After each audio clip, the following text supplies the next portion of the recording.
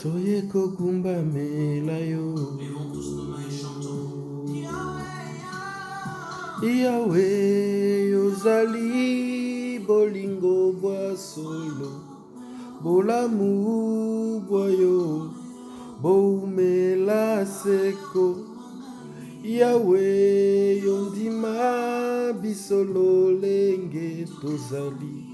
Tokabola bosantu boyo.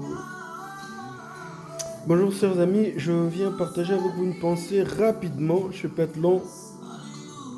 Juste une pensée une réflexion que j'ai beaucoup eue ces derniers jours par rapport à ma dernière vidéo. Ma dernière vidéo, je vous avais dit, j'ai fini en disant vie. Et j'ai réfléchi sur le sens de la vie.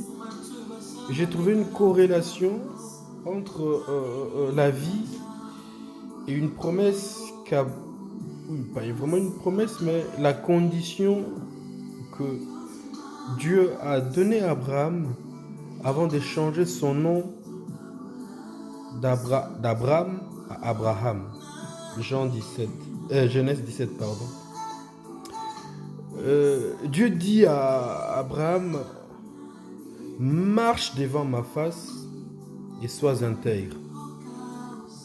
Et je veux exploiter juste la première partie, marche devant ma face. Pourquoi je veux associer cela? Parce qu'en fait, je pense que la vraie vie n'existe que dans la présence de Dieu. Et Dieu, quand il dit à Abraham de marcher devant sa face, c'est parce qu'en fait, Dieu voulait, son désir, c'était d'être avec Abraham, de marcher avec Abraham. C'est pourquoi il lui a dit, marche devant ma face, reste dans ma présence. Et nous remarquons que ce désir de Dieu d'être avec les hommes remonte dès les commencements. C'est pourquoi, c'est ça même la raison, la justification, le justificatif du Jardin d'Éden. Dieu a créé un endroit, un cadre, un environnement pour l'homme. Et dans cet environnement-là, Dieu venait. Dieu était là avec l'homme. Donc il y a ce besoin des dieux d'être avec nous, pour nous communiquer. Et c'est dans le Jardin d'Éden qu'il y avait justement l'arbre de vie. Et on se rend compte que quand l'homme a péché, Dieu l'a chassé du Jardin d'Éden. Et il a été dit que l'homme était mort, parce qu'il n'avait plus l'arbre de vie à proximité. Donc c'est pour dire que la vraie vie n'existe que dans la proximité avec Dieu. Elle ne consiste pas dans les biens éphémères, dans les richesses de ce monde. Mais la vraie vie, c'est quand Dieu devient notre bien précieux. Et rester dans la présence de Dieu, habiter dans la présence de Dieu, c'est justement comment je peux dire ça? C'est le côté Shama des dieux.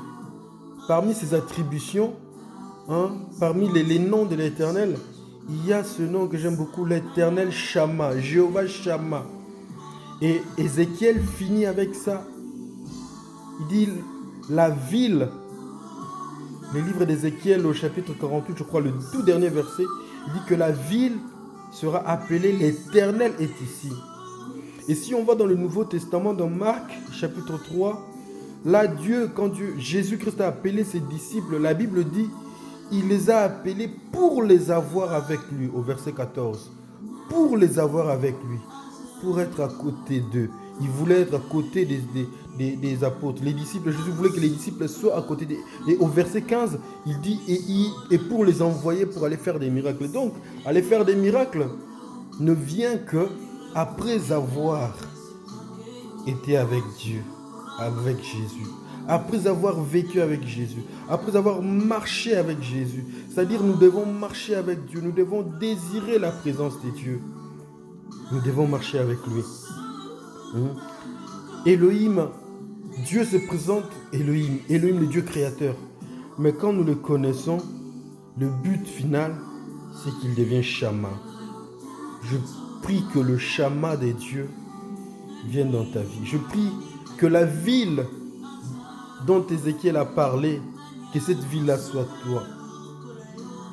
L'Éternel est ici. Que les hommes te regardent et qu'ils disent non, l'Éternel est ici. Quand tu passes un endroit, quand tu arrives à un endroit, que ta présence ramène la présence de Dieu. Qu'on dise l'Éternel est ici. Et pour finir, beaucoup de gens ces derniers temps avec le coronavirus, beaucoup de gens ont parlé de